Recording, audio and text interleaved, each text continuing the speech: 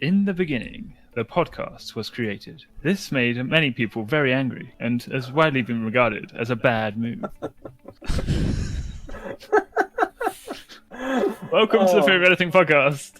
Yeah. Is that podcast in general or this podcast? This podcast, of course. Excellent. Oh my word. And I think it's perfectly legal for me to quote that as long as it's in the context of a review. So, Yeah, So what do you think of Hitchhiker's Guide to the Galaxy in general? it's great. Have we not spoken about Hitchhiker's Guide to Galaxy before? Probably not.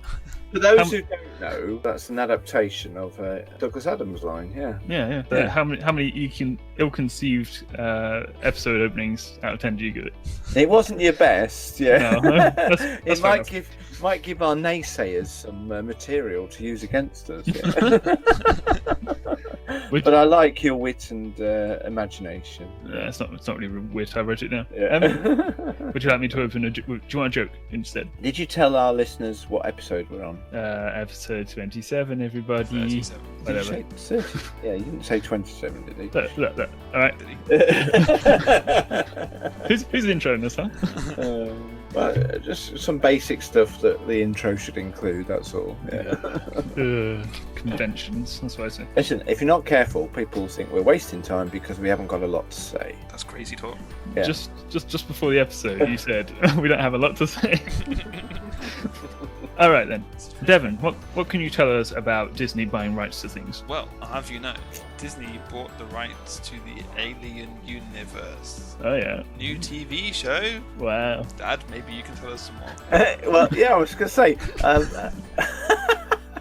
I was hoping perhaps you saw it on the show notes and thought, well, I'll look into that to find out more, because it's not just me speaking. I heard this on the grapevine. Oh yeah. Recently. I haven't really looked into it other than to say what you've already said, that I hear that Disney now have the rights to the whole Alien universe. Now, just to clarify, by Alien you mean the film Alien? Not just any alien ever created. No, that's right. Yeah, not all Well, I wouldn't be Alien surprised TV. They bought out everything that's got aliens in it. Yeah. No, I didn't mean that. Yeah, the Alien, as in Sigourney Weaver's films, and of course Ridley Scott. Yeah, Ridley Scott. Yeah. And the Prometheus. Yeah, Prometheus, of course, didn't have Sigourney Weaver in, but it was part of the Alien universe, a prequel of Alien. Yeah. I wonder if they'll make a better showing of it than the Predator film that came out recently, because that was apparently very disappointing. Oh yeah, of course, Alien versus Predators. Of course, they're all part of the Alien universe, aren't they? Are they? I wasn't sure. Yeah. I'm sure they had to have the rights to use the imagery of the Alien. Yeah. Oh, what was the name of the creator of the Alien? Listeners, get in touch and tell us, because I can't be bothered to Google it. Who created the original design for the Alien in the Alien universe? The engineers. There you go. You said before we started recording, we need to ask questions of the listeners so that they can contact us and give us something to tell back. Space jockeys. Yeah. There you are, the space jockeys. Yeah. So anyway, but the interesting point is that's all by the by what we've been saying. But the interesting point, the reason I mentioned it or wanted us to discuss it, was that they're going to create a TV show from the Alien universe, which is a bit, they're going down the old Star Wars route, aren't they? Of, making an episodic storyline. Yeah. Spin-off. Yeah, spin-off. Yeah. Episodic spin-offs. Yeah. Do you think it'll be a cartoon for kids then? Just like Clone Wars? Well, I hope it's not. No. Cartoon for kids in the Alien universe. Kid horror. With a chest-bursting cartoon. Yeah, that'd be interesting. I'm a bit of an Alien fan. We did review Alien, didn't we, for our homework? I can't tell you which episode. Let me try and find out before we move on too far. Listeners, do grab yourself a tasty beverage as well. It's just a good bit of advice, I say. It was episode 11. Thank you. I just found it, just as you said it. So we did review the film Alien in episode 11. Now, Paps, I have 3 words for you. Yeah. What 3 words? Oh, what 3 words? This was a piece of tech that I wanted to talk about, or an app that I wanted to mention, but we didn't have time to talk about in the last episode. Basically, I've seen adverts for this pop up on my, games that I play on my iPad, and you click on an advert to advance a process quicker if you watch an advert, And I think I saw the advert on national television for an app called What 3 Words. And I was quite intrigued by it, so I did download it, and I've been mightily impressed by it. Have you guys got any idea what it's about? No. Before I send, the whole world has been Oh, yeah. divided up into Oh, a yeah. grid of 3-meter squares, and each square has been designated 3 words. So with this app installed on your mobile device, you can type in 3 words, and it will then give you directions to, or take the screen image to that particular 3-meter square grid. Yeah. So it's brilliant for finding people if you're out and about shopping. Do you remember what shopping was like, going out and about? No. Town centre, yeah. And you want to meet up with somebody, and you don't have like location tracking on your phone. You're not spying on somebody else's whereabouts like some people do. Then you can just say, "I'm at banana." I was just thinking banana. How's that? Yeah, you? That's crazy. It's creepy. I always default to banana. You must know that. Do you not maybe. know that about me? I do not. Yeah. Okay. I was going to say banana, trumpet. What else? Yeah, another word. Elephant. Do you know, I nearly went for elephant as well, wow. but I thought trumpet sounds too much like an elephant. We're a bit psyched. This is psyching me out now. It's a bit creepy. Today. I was going to say trumpet, then I thought, no, that connects to elephant. No, I was going to say elephant, but it connects to trumpet too much. I don't know why. Anyway, yeah, so you give 3 words to the person who you want to meet up with, and then it will give you directions to that exact location. I haven't used it in practice yet. I've just played with it. I know the 3 words to my front door, for example. So if you want directions to where I live, I'm not going to give you them on the podcast now, because then I'll reveal my location to the whole world. Yeah, but it's handy, and I would strongly recommend it. And let's hopefully another means of getting listeners' feedback. Tell us what you think. Have you found What 3 Words app useful? I think it's available on Android and iOS. So, but I'm interested to know, like, what happens in a different country, because obviously those words are foreign words. They're in English, right? I'm presuming if you're in Spain, you have Spanish words. I've got no idea. If I ever go to Spain again, I'll find it. I'll tell you. Alrighty. Very good. I was intrigued by it. I don't know how it works. I'm intrigued by the technology behind it. Well, on a more interesting note, what have you been watching recently? I'm glad I asked. I just watched Dune, the old film. Is it like from the 80s or something? I don't know. Yeah, it's really good. I think it holds up, even though it's quite boring. Yeah, it's quite boring. Oh, what June, the original film with Sting in it? Yeah. Yes, I didn't know he was Sting. Yes.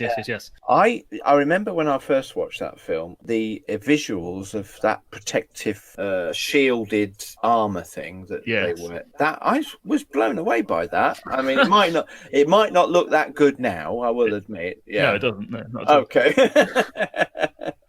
But in the 80s, that was an impressive piece of filming graphics, Yeah. Okay. I'd like to see. Where did you watch it? What on? On Amazon Prime. Oh, okay. Yes. I might look into that then. Yeah. Yeah, no, I mean, it holds up to the book quite faithfully. I'm surprised. Yeah, about the Spice Wars, yeah. Yeah, well. Yeah, and the great big underground worm that swallows people. Spoiler for the sequel book. It's just the beginning. Da, da, da. Oh, is it? Okay. Yeah. I've not read anything of it, but You got to read Dune 2, more Dunes. Okay. Dune more. Yeah. Okay. That's relatively relevant because the new film's coming out, which they've also called Dune, which I don't appreciate. They could have called it Arrakis or something, Is it a remake or sequel, or what is it? It's a remake. Oh, okay. Complete remake. Okay. Yeah. Which is a shame. Yeah. I don't know if I agree with remakes, to be honest. They should be allowed to stay as they are, shouldn't they? Especially since there's so much sequel material. I mean, there's like 5 books, and they get incrementally longer as well. Really? So you could make 2 films out of 1 book or something, yeah. Yeah, if you're money grabbing like Hobbit people. You could end up with a whole series of 9 or something like that. Not that I think Hobbits are money grabbing. I'm just saying the people who made the film Hobbit. Oh right, yeah. Yeah. Okay, good. Sorry, our brains are in 2 different places. You've gone Hobbit. I've gone a series of 9 films that all interconnect. What could that possibly be? Yeah. Yes, but I brought this up because you had something to bring. So, what have you been watching? What have I been watching? I've been watching a Netflix film. It was released straight to Netflix called The Midnight Sky, George Clooney film. Oh. And I was quite impressed by it, actually. It's basically the story of the last people on Earth. Again, a bit more of a, I can't remember if it was a pandemic or something that wiped everybody out. 2 people on Earth, and then also a space mission that is sent off to one of the moons of Jupiter, I think it was, where there is a possibility of being able to settle a new outpost colony. Outpost colony. And so then, for some reason, they can't do that. They've got to come back to Earth, and I don't want to spoil it, but yeah, much action ensues, and it's really good film for free if you've got Netflix already. Yeah. I think that might be a good idea, actually. What? Leaving. Leave Earth, yeah. Yeah. Yeah. We can do that. It does make you wonder sometimes, doesn't it? Yeah.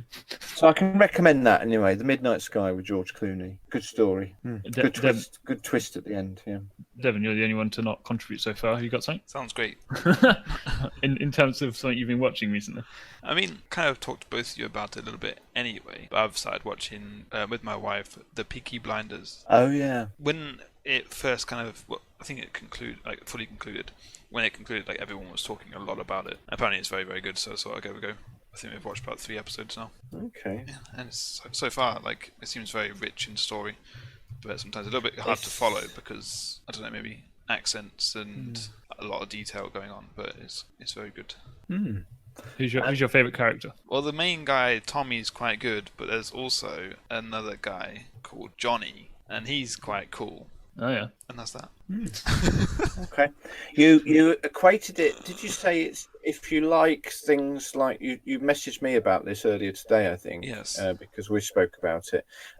I thought I'd seen it, but I can't remember much about it. I thought it was set in Victorian times, but it's not, is it? No. What era is it set? From what I gather, it's just after World War II. Okay. And is it kind of gangstery type? Yes, yeah. So it's along the lines of The Wire or Sopranos were the 2 other references you used. Yeah. Bearing in mind, I've not watched either of those. But that's okay. They are like. Why haven't you watched either of those? They're a bit gritty, but they are fabulous television. I don't really know. I probably should. Yeah. Oh, you should try really get time for those. Yeah. Probably the best television ever made, I would say. Gosh dang.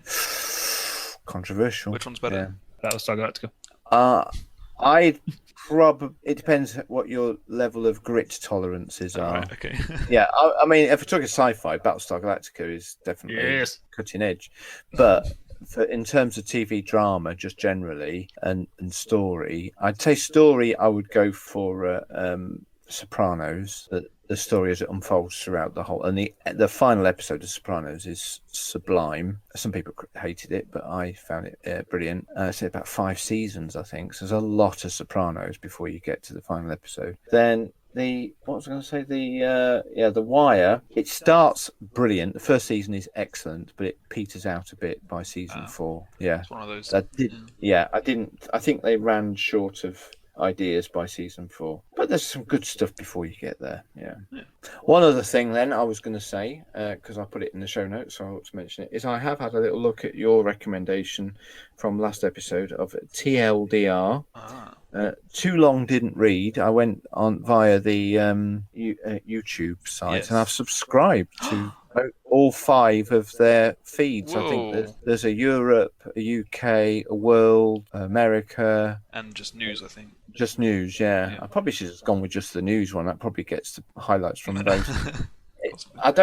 I haven't been inundated with feeds, so I don't think they publish every day, do they? But what I saw so far has been impressive. Yeah, it's a good way of keeping ahead of the news or up to date with the news without being too overly inundated. Yeah. Well, I'm glad you like. I do like them quite a lot because, as you say, it's not too much. They make it quite easy to understand. Hence the TLDR, I guess. Yeah, I think Ford would appreciate it if me. Yeah, because you don't like the news. No.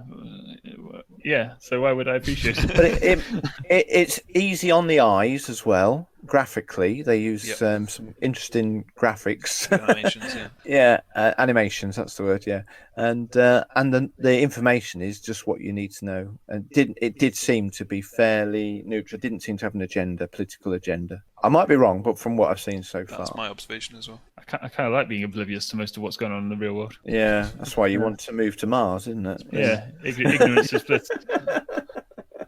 Devon, what can you bring us? Nothing. No. Do you want to go on to the main? Yeah, I segment? do. That was a transaction. That wasn't a very good transition. Do you want to try again? It was a perfect transition. Devon's segment. Subject. As you two know, and pretty much anyone who knows me, and anyone who actually has listened to all of the episodes before, because I'm pretty sure we mentioned it before, I am becoming a father soon. Yay! So I was just... Yeah, okay. Yeah, round of applause. Yeah. So I was just thinking, what the heck? What is all this business? Uh-oh. What is father? Huh? So Yeah. it's like, I thought we'd talk about fatherhood for a bit, you know? Interesting. Yeah. I didn't have much of a direct direction for this to go in. I've obviously got a lot of things that I want to say, but it can go any way that anyone has anything wanted to say about it. A lot of what I've got to say is how it links to our responsibilities as a father spiritually, Good. in the family. Yeah. Because I've read, well, on my honeymoon, I read this book by Derek Prince called Husbands and Fathers. Well done. So I was like, what the heck? I'm a husband. What does that mean? What is husband? So I read this book. And now I've been reading it again about the fathers bit. Okay. And it's actually really, really good. But obviously it is all spiritual, so I've got a lot to talk about spiritual-wise. You didn't fancy just Googling it then? Nah. All right, fair enough. Derek Prince is a great author. I know he's no longer with us, but yeah, I'm sure what he had to say was very valuable and helpful. I enjoy his preachers, but they are a bit dry. But it's good stuff. Yeah. He's good very content, full on from what it seems. As in, he doesn't do anything half-hearted. So I've obviously got a lot of examples about that. But before we go further into what I've got to say, I wonder if anyone else has anything to get off their chest. Yeah, I mean, I think this conversation could go down one of either route, can't it? As you've already alluded, you know, we have our relationship with our Heavenly Father and our relationships either as or with our earthly father. So, yeah, I'm interested to go down either or both routes. Well, I had a question for you, Paps. I Okay. wondered, you know, when you before you have a child, I imagine, did you have like these grand ideas of how you were going to raise the kid, and then when you had them, you realised it was a lot worse than you thought, or something like that? Put me on the spot now. I don't think I had any grand ideas. I hoped I could. Do you think I could do this better than my parents or something? Here's why, or here's how, and stuff like that. No offense to your parents, of course. That's tricky one to answer publicly, isn't it? I couldn't fault my parents in any way whatsoever. I think you do learn things from your parents, and as a child, perhaps you don't always understand some of the decisions that they make. I know that's true from my own personal experience, and it's probably true your experience of me. You know, I wouldn't. Why did he do that? You know, and at the time, you don't always understand the bigger picture, do we? And that can equate. I'm sure we're going to do this a lot in this little chat. That can equate to our experience of our own spiritual Heavenly Father, can't it? You know, we don't always understand how he operates and why he appears to be doing or saying or not doing or saying certain things at certain times in our lives. I guess Yeah, an ideal that, this is how I'm going to raise my family. And Yeah. it actually turns out to be a lot harder or not as easy. I always hoped I could be a father that encourages rather than pulls down or criticises. I don't know if I don't think I always got that right. I wanted to be a parent who enabled rather than discouraged. And it wasn't about achievement. I didn't value anybody because of their achievements any more or less. You know, it's about relationship, and whatever my children's wanted to do, I would try and encourage them to follow their dream. That was always important to me, you know. And yeah, I don't know what else I can say about that. I mean, I go put my hand up when I've got things wrong, I hope. I think it is very easy to, when you are on the receiving end, to think, like, it's not helpful, but you don't have the whole picture. Like, I think of quite often, there's like a little bit of an example, is when we were working together. Yeah. You would leave me at a site to do some work. So I'm doing all the Okay. work and like doing the mowing or whatever. And then Yeah. you'd come back and I wouldn't have done something, and you would have been like, "Oh, take some initiative," and that would always kind of like Oh. frustrate me. But Okay. it made me force myself to think about what I should be doing as well. Okay. It wasn't a bad thing, but it was frustrating No. at the time. That's my point. Sure. Yeah. I remember you telling me I didn't walk properly. So That's what this segment is. this whole segment is your opportunity now to publicly tell me everything I've done wrong. I told you didn't walk. Well, at one point you couldn't walk properly because you had a broken leg. No. Was it then? No, I mean when we were working together again, and I was walking too slouchily or something like that. Oh. Apparently, and you told me to walk with purpose. Oh, wow. Okay.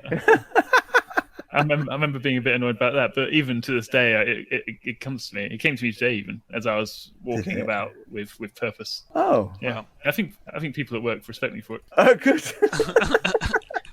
which is a bit weird. So what we are, you're kind of in agreement with me that when you're going through something at a certain time, you don't always understand why, and you can sometimes feel aggrieved by it. But then, with hindsight, it becomes more clearer, perhaps. Yeah. Yeah. Like you may have needed it anyway, even though Yeah. sometimes it feels like you're doing everything that you can, Yeah. but you aren't. And I guess the father can see Yeah. that you're not. But it's interesting that those two things you've both mentioned aren't so much your relationship with me as a father, but your relationship with me as an employer at that particular time. Oh, I guess so. Yeah. I suppose so, Yeah. but that's not what you have in your head as the No, employee. you saw me. I was your dad first, then your Yeah. employer. Yeah. Okay. So whenever Got you would you, say yeah. something to me, it would be from a fathering Oh, standpoint. rather Dad's than- having a go again. Yeah. Yeah. Okay. Exactly. Which is the frustrating part, but Yeah. but life can't always be, or growing up can't always be easy. And it is a tricky dynamic when you're employed by a relative. So I can understand that. Yeah. I mean, I never felt like, I don't know, we took it bad. I don't know, took it home with us basically. I never felt like it lasted like a long time, that anything was an issue.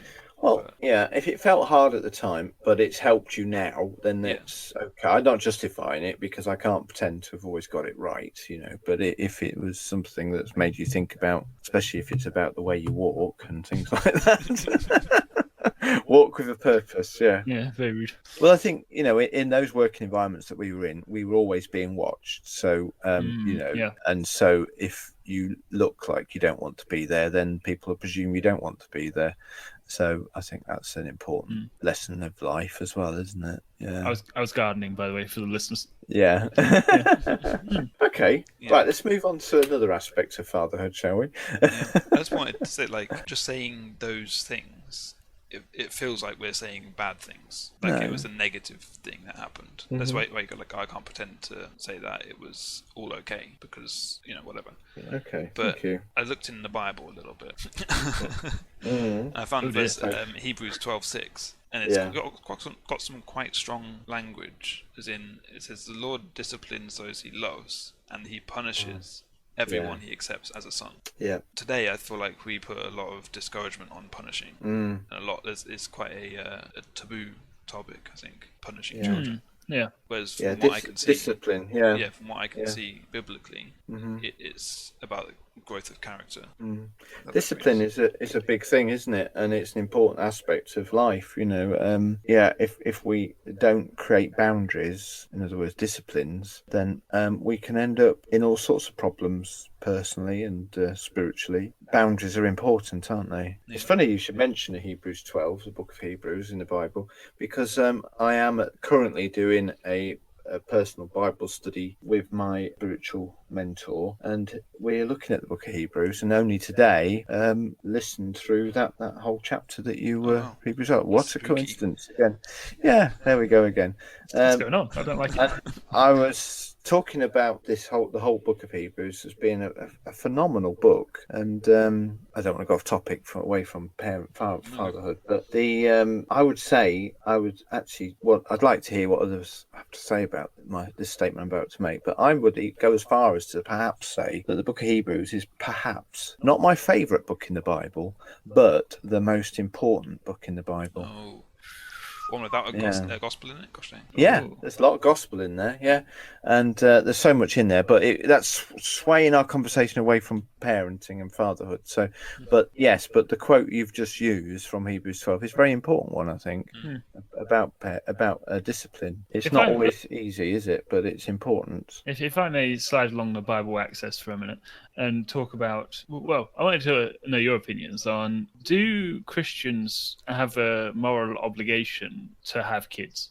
I'd say no, because Paul didn't, and he didn't say he should. Paul in the Bible never got married, did he? And there are bigger aspirations in the world than having procreating. Yeah, for Paul, there were more important things than having a family. I know it sounds silly, but I know the Catholics believe that it is one of the they have a name for different good acts, essentially. Yeah. I can't remember what it is. No, I can't remember anyway. But it's our I don't know if it's just our culture, but it feels like if you're not gonna have kids, if you've decided you don't want to have kids, it's very weird, you know? Yeah.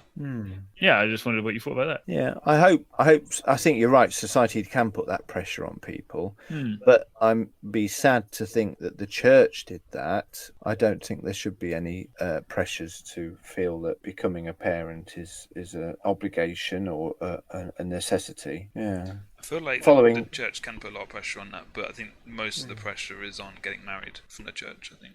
Yes. Really? Yeah. Yeah, from what I've seen. It seems like as soon as two people are somewhat romantically involved, they are like, oh, get married. There you go, you're sorted now. Next. Probably that's true. Yeah. Is it one of the 7 sacraments or something like that? Okay. I don't know. Well, Yeah. having children. Yeah, I think so.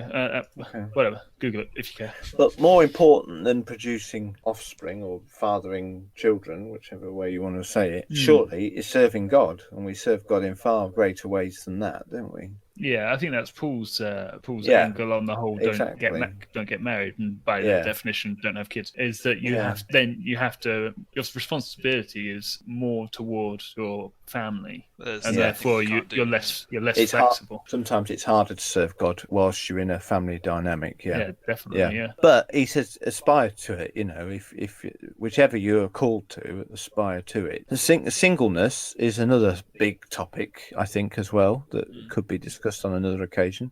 Yeah. I've got some people in our church that we who feel that they've been called to singleness, you know, and that shouldn't be. And sometimes that can be frowned upon by church people, can't it? You know. Yeah. Yeah. Oh, when you're going to find somebody special, you know, and all that. But not everybody is called to do that. And we shouldn't necessarily feel there is that pressure, I'm sure. Not everyone should either. I feel like some people's personalities really don't go well with the responsibility of being married or the responsibility of being a parent, you know? And it'd be far better to be single than married to the wrong person. Do you think that anyone with enough teaching could be a good parent? Yeah, I think so. There's some lessons that are valuable to learn, aren't they? I'd be interested to hear if there's anything that you've read recently that surprised you about parenting. And there's a few things, but yeah, they're quite, I don't know, they're a bit heavy hitting from what it appeared to me anyway. So it's about to get very spiritual if you didn't think so already. But this is more of them from Derek Prince. Yeah. He was describing fatherhood as basically three main functions of a father. One's priest, then prophet, and then king. So the priest represents his family to God, prophet represents God to his family, and then the king governs his family on behalf of God. Wow. Huh. That's quite profound, yeah. Yeah, and with those, I guess, functions or responsibilities, he says this, in a certain sense, God has committed to every father the responsibility to embody, as a person, the ultimate revelation of the Bible, fatherhood. To be a real father is the most perfect depiction of God that any man can achieve, because it is the ultimate revelation of God himself. In fact, every father represents God to his family. That's not an option. The question is, do you as a father represent God rightly or wrongly? That's very interesting, because a lot of people have a hard time with God being the father because they've had poor fathers. Yeah, exactly. So that's he talks about that as well, about how a lot of people were like, when he was, I don't know, evangelizing or pastoring someone, he's trying to obviously help them accept God as a father, and they say, the people he's teaching, they say, well, I hate my father. The father's the person I hate most in the world. Why would I want to have another one? And he basically says a bad father is a bad recommendation of God. That's true. Yeah. It's similar to, I think we talked about it before on the podcast, it's similar to the definition or the description of the role of a husband, about how obviously Jesus requires us to love our wives as much as he loved the church. Yeah. About how it's ridiculously giving himself up and dying for it. Yeah. It's ridiculously demanding. Yeah. And from what I can see, it's the same as a father as well. It's like, it's very, very high standard. That is quite heavy, big, isn't it? It's not heavy, it's big. Yeah. It reminds me of conversations I've had more than one occasion when explaining or talking with people who are not yet Christians about our relationship with God, or how God views us. And this was helpful to me when I first heard it, so I'm just passing it on. And some people have said to me, well, it'd been a lot easier if God just didn't give us a choice about following him, but then we'd have been just pre-programmed robots. Yeah, automatons. Yeah. That's the word I'm looking for. Automatons, and just have no choice, no free will in the world. But God didn't want that of mankind. He wanted to be able to love and be loved by a creation that did so out of free will. Yep. Because, and I said this is the example I wanted to share. It's the difference between, if you can cast your mind back a long time ago, this is a long time since this has happened in our relationships, when I'd come home from work and open the front door, and 1, 2, or 3 or 4 of you, because I've got 4 children, by the way, would hear the door go and then come drop whatever you were doing and come running to greet me at the door. Now, I'm not saying it happened every day. Probably depended on what was on telly. Yeah. So, and if you brought sweets back. Yes. But whenever that happened, and it did happen frequently enough for me to hold this as a very precious memory, it filled my heart with joy, because my children were expressing affection towards me, not because I imposed it upon them. Yeah. Not because I forced it upon them, because they wanted to. There's a huge difference in that than if I'd been the kind of father that whenever my children come home, I want my wife to have got my slippers and the gin and tonic, and I want the kids to come and run to the door and line up and ask how my day was, If I'd been that kind of authoritarian father that gave you no choice about that, then it would mean nothing, would it? Yeah, so it's your choice, not exactly. The choice. So that example gives a bit of a picture of how God views us as well as how we view God, And I hope that's been helpful to other people I've spoke to about it. And I think when people are parents, their relationship with God takes on a whole new dynamic, because you love somebody like you've never loved anybody before in your life. Your child is another human being that you have a unique relationship with. Your relationship with your spouse or your parents obviously are close and valuable and special, but there's nothing, they're not any better or worse, but they are different. Yeah. And so our Heavenly Father's relationship with us takes on that a new meaning. Or you can think, now I can see a little glimpse. I'm not saying it by any means can compare, but it gives us a little bit of an insight into perhaps how God feels about me when I go to him freely and willingly. Yeah. And enthusiastically, I guess. And enthusiastically, yes. That's the point. The point in your story is. It was, yeah. The joy and the enthusiasm that you get to spend time with the Father. And I hope you will one day experience that for yourself, and you'll see exactly what I'm talking about. Yeah. Can I ask you guys, because I read a worrying statistic, essentially, that said 85% of all youths in prison come from fatherless homes. Fatherless, yeah. That's a whole other aspect to this, isn't it? Yeah. How important that relationship is. Yeah. So clearly there are a lot of parents out there who just clearly aren't prepared to have kids, emotionally or mentally or something. Yeah. I mean, in a perfect world, what would you do to sort of rectify that? Gosh. Oh dear, that's a big question, isn't it?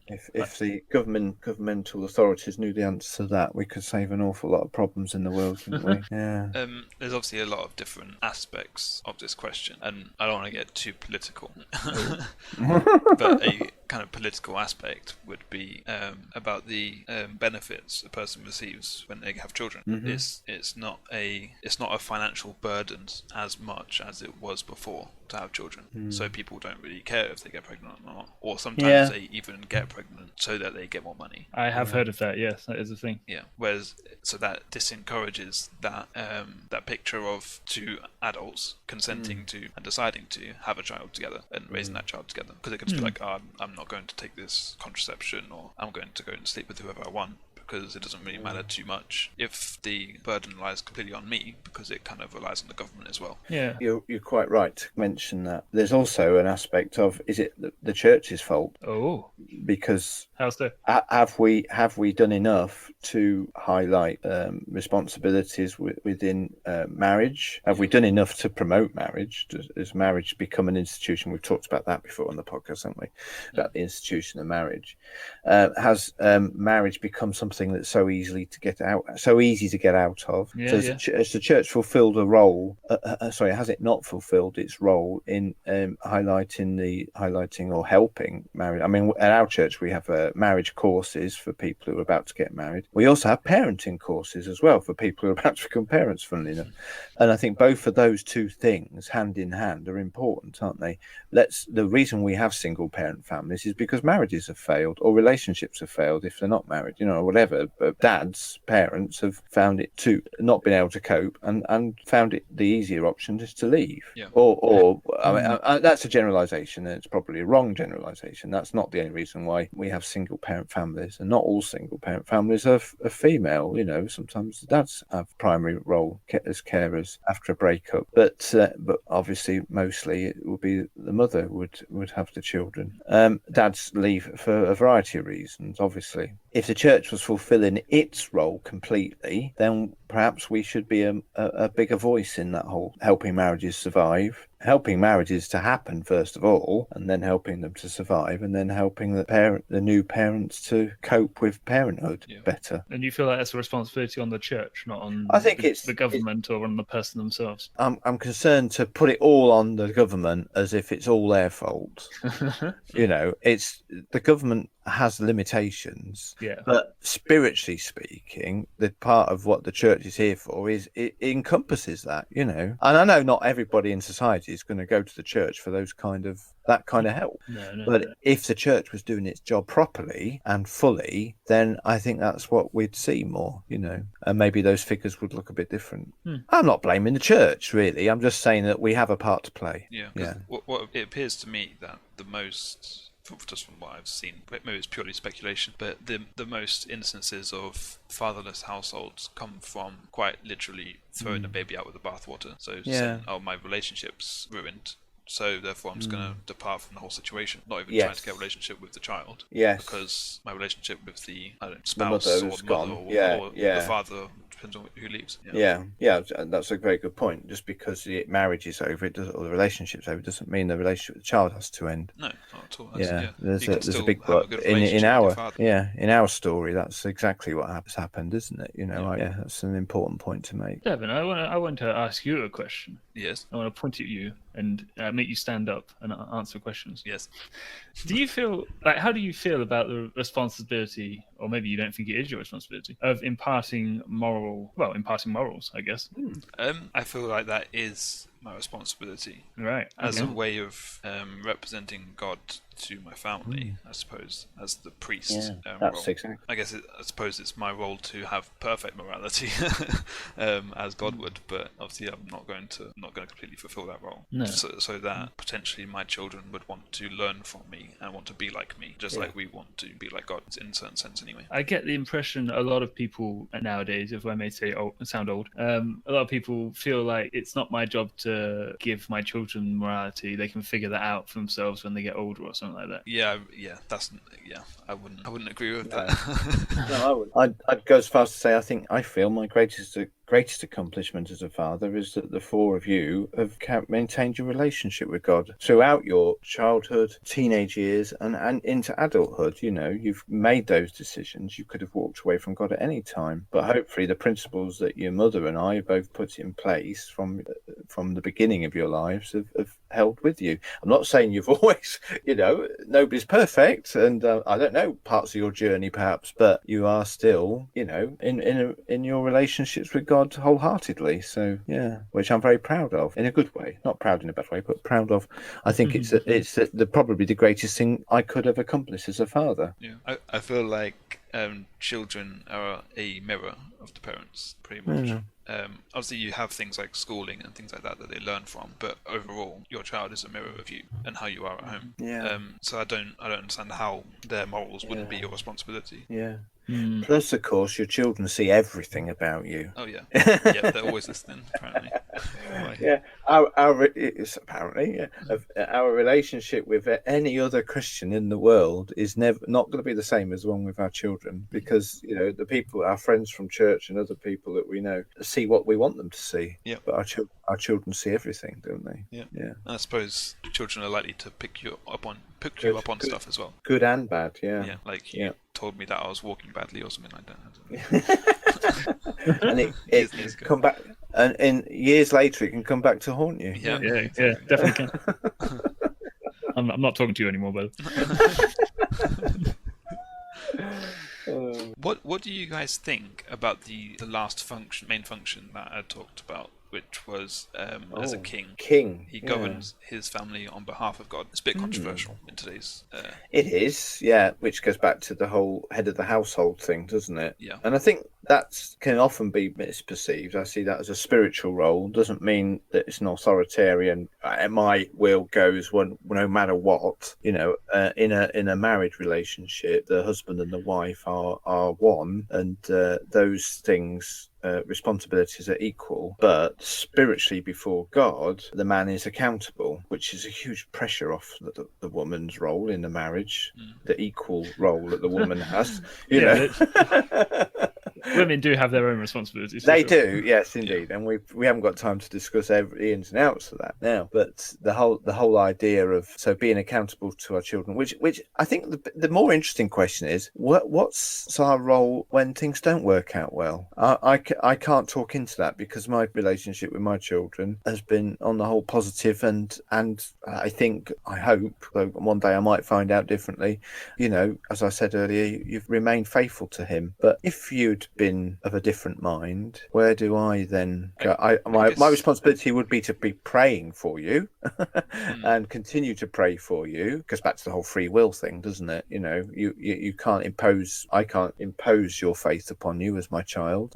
You have the freedom to choose, and but as my parental responsibility, as your maybe this isn't answering the question you asked, is that no matter what decisions my children make, my responsibility is still to continue to pray for them. Yeah, I mean, I guess at a certain point, not that you stop being a father or a parent, but at a certain point you lose a lot of the control that you could have had over your children.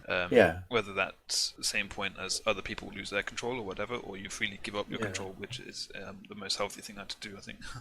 Rather than rebellion. But I also think that you could look at a small detail as well. So rather than looking at the bigger picture of all your children are still in relationship with God, you could look at a smaller detail of one situation that may not have gone very well. Yeah. And I think it's the father's responsibility, if they have the final say, really, in the family, then it's the father's responsibility, if something goes wrong, to take the responsibility for that as well. Yeah, I mean, I don't want to paint this rosy-coloured picture that everything's been perfect in our family, but that decisions have been made that I wouldn't have advised or agreed with. But I hope, and still do hope this is true, that all of my children would have a relationship with me, that I'm in this situation. What's your thoughts? I'm not asking you to tell me what to do, because you're all mature enough now to make those decisions for yourself. And if, as a parent, I can have that ability to say or to be there for you, then that's a good thing, you know.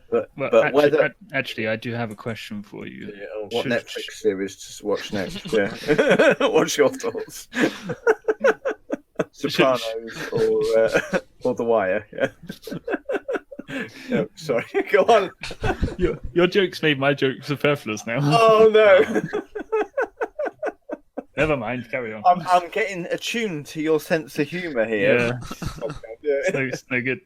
Okay. I was going to ask, should you play Mozart to your kids when they're babies? Oh, right. Well, I never did that, did I? Mozart No, makes babies smart. No. That explains a lot. Yeah.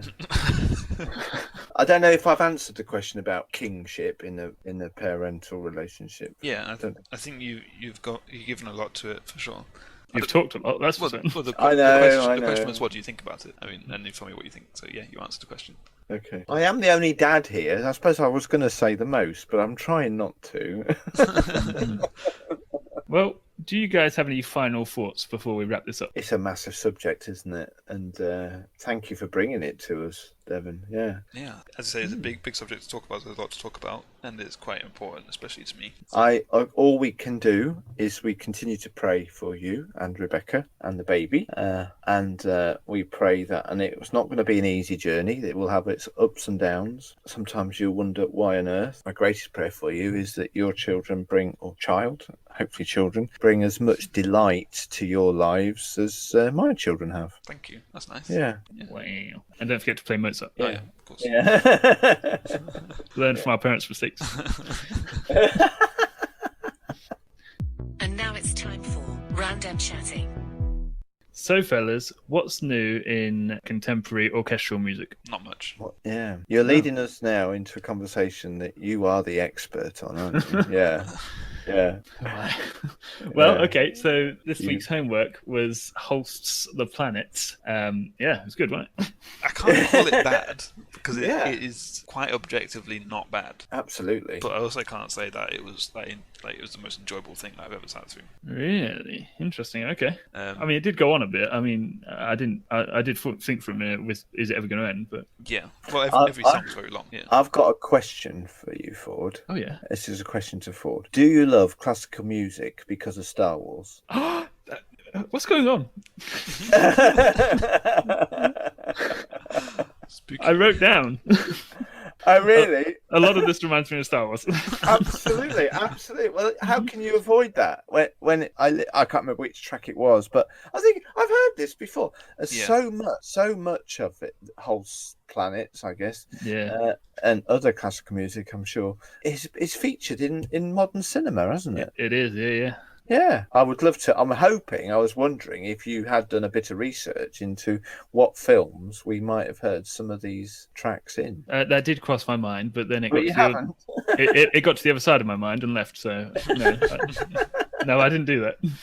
Okay, but there are many well-known tunes there, aren't there? It seems wrong to call them tunes. The Dolores ditties. Yeah. No, I'm pretty sure one of them is used in 2001: A Space Odyssey because some of that did really strongly remind me of that. Yes, it did. Yes, definitely. 4 words. Oh, okay. Actually, no. The last one's got 2 words in it, so it's 5 words, right? Are they going to help you find a location? This is my appraisal of Holst planets. Suite. Right. I think it's called a suite, isn't it? Yeah. It's rousing. Oh. Yeah. This is a family show. Not sure. Not rousing like that. It lifts you. I'm now orchestrating my arms in a uplifting way. Okay. You can't I got you now. No, I could tell. Yeah. It's rousing. It's like really kind of powerful. Oh, that was one of the other words. Powerful. Yeah. Okay. Rousing and powerful, and it's moving. Very. Sometimes I haven't done what I usually advise. Listen to this in the dark because I imagine it would be really very, very moving to listen to. This would be the perfect one to do that with. It would. I know that. And while I was listening to it, I was thinking, I'm not doing this justice. I'm thinking I should follow my own advice and switch the light off. But I was busy doing other things, so I couldn't. And so rousing, powerful, moving, and it's beautiful. I put beautiful indeed. That's the 5th word. Yeah. Very good. Can't disagree. I like the singing bits. Sounded very ethereal. The vocals. Yeah. Those were the only notes I made on it. I don't know if there's anything more I can add to the conversation, really. I enjoyed it more than I expected to. It's a good thing it's not your job to review things, isn't it? It's 5 words.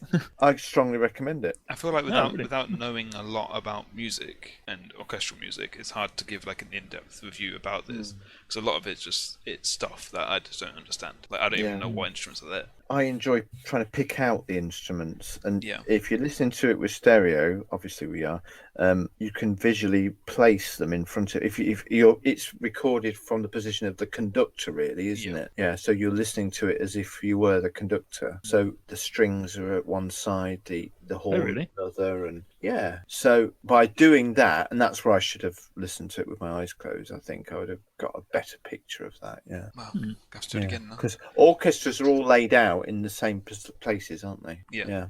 You clearly know more about it than I do. Oh, really? I've reached the extent of my knowledge, I think, now. It is hard to say much about it when you don't know much about it. I can say that it is good, and like you can tell that obviously a lot of work has been put into writing these pieces, and a lot of work that gets put into actually performing these pieces as well, as with most orchestral music. Give us any background to who Holst was or is, and when he created this suite of orchestral music. His name's Gustav Holst. Oh, right. Yeah. The Planets, Op 32, which is what we just listened to, is a 7-movement orchestral suite by the English composer Gustav Holst, written between 1914 and 1916. So in the First World War. English. Gustav. Yeah. Huh. Yeah, Interesting. it doesn't sound very English, does he? He could be an immigrant. That's fine. So there were 7 tracks on the album, weren't they? Yes. I Each think- named after a planet in the solar system. Yes, I think it was Saturn that touched me the most. Really, Mars was my favourite. You know, really? I picked out Saturn as well. I don't really know Did why. you? I'm just- Probably because it's the longest. You checked your phone Really? the most amount of times. Yeah. FYI, Mars is my favourite planet as well. So when you said right. you'd like to move to Mars, that was a never mind reading situation. Wow. Yeah, I don't appreciate this. And I had mentioned Saturn earlier in review of the film, the Midnight Sky film. They went to Saturn and they found a moon there that was able to be inhabited. Yeah. So there's a lot of things aligning themselves in our podcast today, Like planets. like the planets. Oh, that's spooky. There's a special alignment to our conversation. Did that happen already? There was supposed to be an alignment going on in the real world. Oh, there wasn't there, earlier in around Christmas time? I think Was it? There was the two. I think it was Saturn and Jupiter. Listeners write in and tell us, confirm with us the alignment that won't happen for another 800 years. I think. Well, I ain't waiting around for that. So. It was on the Sunday and the Monday before Christmas. That's right, because we were out and about on a walk. Nice. You don't want anyway. Ford, you haven't said anything about it yet. I think that wraps it up, doesn't it? No, it doesn't. I want to know why you like classical music and why you particularly suggested this. So I'm not a particular fan of music in general, but I do like flipping over to the classic FM channel on my car on the way home from work. I do that. Do you? Yeah. Oh wow. I don't know, it just feels sort of, It's- interesting. Yeah, it's interesting and it's easy listening as well. Like Yeah. the other radio stations have just got trash music in, Mm. and then you just know you're going to find something good on classic FM, whether it's relaxing or it's like it builds a lot of oomph, or it makes you roused, I guess, as Dad likes to put it. It does, yeah. Rousing, yeah. Yeah, you know you're going to get something good, whereas in like Capital, it's just trash. And I think listening to this brought home to me, and I'm sure if I listen to more classical music, how much it pervades, that's the wrong way of saying it, because that sounds like it's sinister. Permeates. Classical music features greatly in our everyday lives without us realising it. Yeah. I bet if you go through advertising and things like that, background music in films, prominent music in films, there'll be many, many, many encounters with classical music. Oh yeah, Mm. it builds emotion so well, though, doesn't it? Or if we call it orchestral music, probably whether an expert in these things would know the difference between a classic music and orchestral music. It really does what you just said, Devon, yeah. Yeah. And also, one more point I've just thought of, is that I think it's making a resurgence in the younger generation. Do you? I do, because I've seen many, I can't name them off the top of my head, many examples of younger contemporary violinists, for example, who are really making. It was on Britain's Got Talent in the last series. Yeah. 3 really funky looking dudes, probably 20-somethings, with instruments that you wouldn't recognise as being a violin, but they were roughly in the shape, and they're obviously electronic versions of a violin, playing classical music. And they did really well in the show. They got through to certain rounds, didn't win, obviously. I can't remember if they even got to the final, but they did really well. And there's been like Nigel, he started it. Nigel, no. He started a lot of things, but I don't think any could be equated with Nigel. I don't know any Nigels. I'm trying to think of something funny. Kennedy, Nigel Kennedy, the violinist. Yeah, Nigel Kennedy, I think, was probably the first when I was probably in my 20s, who became a kind of somebody who was known for bringing classical music to a new audience, new generation. Yeah. And there's a Chinese looking woman, Oriental lady, who plays contemporary classical music. There's Lindsay Sterling. She popped off a lot, violinist, and she got very famous. Yeah. So I think it's an up and coming thing. I think you'll be surprised how many younger you're two cases in point, in your 20-somethings and listening to Classic FM on the way home from work. So in the near future, we'll be seeing gangs and street corners playing on violins. Yeah. Okay. Yeah. I look forward to it. Instead of spinning round on their heads doing breakdancing, they'll be. Well, flashbacks. Do they still do that? No, that's the 90s. About 30 years too late. Yeah. They're all playing Pokemon Go at the moment, I think. I'm fulfilling my role of living in the past. You do recognise that, don't you? That's why. That's the only reason I'm here on this podcast. Yeah. Wow. All right, I think we're done here, aren't we? Apart from scoring it. Yeah. Oh, I forgot to get a thing. How many future fads out of 10 will you give this? No, thing? That's not good enough. I'm sorry, that's all I got. Something about the planets. How many planets out of 7? Gracefully rousing planetary orbital suites out of 10. Yeah. Well, I like it. Yeah, that's good. Yeah. Okay. How many graceful, rousing planet orbits out of 10 would you give it? I give it a 10 out of 10. Really? Really? Yeah. For classical music, it's pretty dead on. I was going to shock you by doing the same, but then I thought that gives me nowhere to go in the future, so I'm going to give it 9.5. Have you heard better classical music? Well, I'm judging it on music, not necessarily classical music. Oh, I see. Yeah, I was going to score high, but then I was like, well, would I listen to it all the time? You do in the car. You told me. Well, yeah, but this particular album, I don't know. Oh, okay. Because you can appreciate how well something is made, but not be for you. So that's why I'm giving it a 9. It loses the point for it maybe not being directly for me. I wouldn't listen to it all the time. Interesting. You're bringing your biases into your reviewing. Yes. But I would like to point out, though, if you've gone 9, I went 9.5, and then Ford went 10. This is probably the highest scoring homework we've done. Yeah, it's about time we reviewed something good. Yeah. Reviewed something well made. Well done. We probably had the least to say about it. We got there. Stop now. It left us speechless, really. Yeah, that's good. Okay. It's homework time and goodbye. Now for the homework this week, we are giving in, with lack of a better option, to a public fad. We're going since fads are the theme, we're going to play the game Fortnite, which is very trendy in the hip and now, you know. Yay! Tell how enthusiastic Devon is. I was saying he's almost as enthusiastic as he was when he found out he got to listen to some classical music earlier on. Yeah. Let's hope I'll be as pleasantly surprised, but I doubt it. Yeah. Oh, yeah. Look how it turned out. He actually enjoyed the classical music.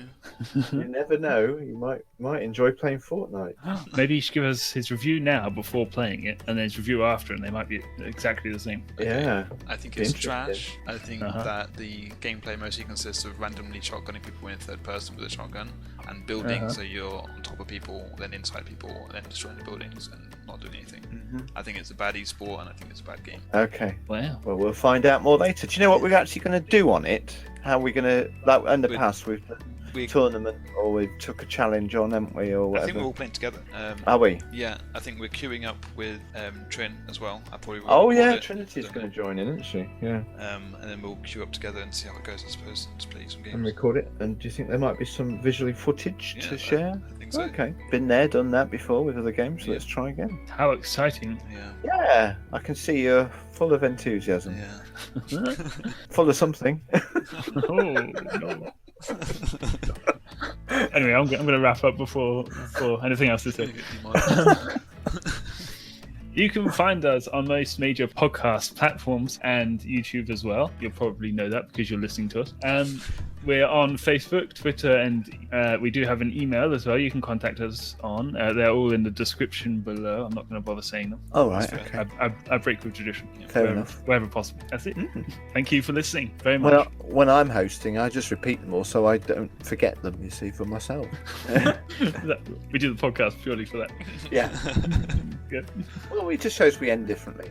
Okay, guys, thank you ever so much, Devon and Ford, for bringing interesting conversation and hosting so brilliantly well. Thank you. And until we meet around the microphone again next time. Bye. Bye. Bye.